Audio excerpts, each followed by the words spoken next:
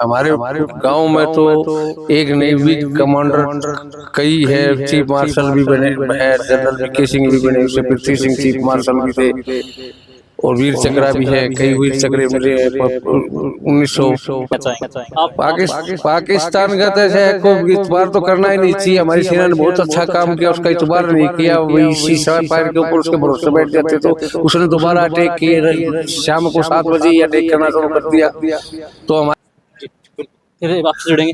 तो सर आपसे जानना चाहते हैं कि जी बार बार राजपूत का नाम आता है, राजपूत क्या ऐसी कौम है कि भी लगातार देश की सेवा कर रही है, क्या कहना चाहेंगे इस बारे में? ऐसा है जी, राजपूत शुरू से ही मतलब आर्मी में है, रजवाड़े में है। राजपूत का तो राजे रजवाड़े से काम चलता है और हमेशा लड़ाई लड़ी, राजे रजवाड़े से भी लड़ी है, फौज में भी लड़ी है, सारे युद्ध लड़े हैं। हमारे गांव में तो एक नेवी कमांडर कई है, चीफ मार्शल भी बने है, जनरल वीके सिंह भी बने, उससे पृथ्वी सिंह चीफ मार्शल भी थे, और वीर चक्रा भी है, कई वीर चक्रे मिले हैं। 1965 की लड़ाई में मथन सिंह को भी वीर चक्रा मिला है। बाघा बॉर्डर पर पाकिस्तान को अंदर नहीं आने दिया। उनके नाम से रेलवे स्टेशन भी बनाया हुआ है, भिवानी का रेलवे स्टेशन मथन सिंह के नाम से बनाया हुआ है।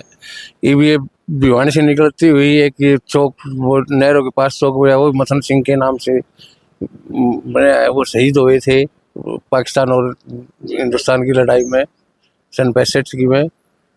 तो बहुत अब हमारी भूमिका ने भी किया है गांव की, उसने भी है। और पहले भी सर्जिकल स्ट्राइक है, उसमें भी हमारे 2-3 सैनिक गए थे, उनको सेना मेडल मिला हुआ है। पहले वाली सर्जिकल स्ट्राइक में भी हमारे तो कोई पहले की थी एक बार सर्जिकल स्ट्राइक पाकिस्तान के अंदर, उसमें भी हमारे गांव के 3 जवानों ने हिस्सा लिया था, उनको भी सेना मेडल मिला हुआ है। मैं इसलिए अतर हूँ, ये ठीक है प्रधानमंत्री जी ने। अब क्या कहना चाहते हैं? देखिए पाकिस्तान के द्वारा जो सीज फायर किया गया था, भारत के द्वारा सीज फायर किया गया था, जो युद्ध हुआ था उसको विश्राम दिया गया था, उसको रोक दिया गया था, लेकिन फिर भी पाकिस्तान लगातार हमला करता नजर आ रहा है। तो ऐसे में अब क्या कहना चाहेंगे आप? पाकिस्तान का तो ऐसा है, कोई इतबार तो करना ही नहीं चाहिए। हमारी सेना ने बहुत अच्छा काम किया, उसका इतबार नहीं किया। वही सीज़फायर फायर के ऊपर उसके भरोसे बैठ जाते तो उसने दोबारा अटैक किए, शाम को 7 बजे ही अटैक करना शुरू कर दिया। तो हमारी सेना सतर्क थी, इसलिए उसको वहीं रोक दिया। कोई कैसे करता है, सेना नहीं मानी, फलाना नहीं माना, नवाज साहब बोला फलाना करे, उनका तो कोई धर्म तो है नहीं। कभी सेना नहीं मान रहा, कभी प्रधानमंत्री नहीं मान रहे, उनका रक्षा मंत्री नहीं मान रहे, उनका तो मुंह की खानी पड़ती है जी। मानते हो वो बार बार में दूसरे देश के लिए बाज पड़ देते। अगर 4 दिन का युद्ध और रुक जाता तो पाकिस्तान के 6 टुकड़े कर देता हिंदुस्तान, 6 टुकड़े कर देता। 4 बोलते 6 टुकड़े कर देता। और पाकिस्तान क्या मामूली 4 दिन की लड़ाई भी नहीं उठ सकता हिंदुस्तान से कभी भी। 65 में लड़ाई लड़ी, जिम्मू की खानी पड़ी, 71 में लड़ाई करी, जिम्मू की खानी पड़ी, 99 में लड़ाई करी, जिम्मू की खानी पड़ी, और 25 में 2 दिन का झटका नहीं उठ सका हिंदुस्तान में। वो तो चलता रहा, वो तो आप तो बर्बाद हो रहा है हिंदुस्तान, कौन सोचता है इसको और बर्बाद कर दूं। लेकिन ये हमारे प्रधानमंत्री, रक्षा मंत्री जी, गृह मंत्री जी ने, सेना अध्यक्षों ने सोच करके बहुत अच्छा काम किया।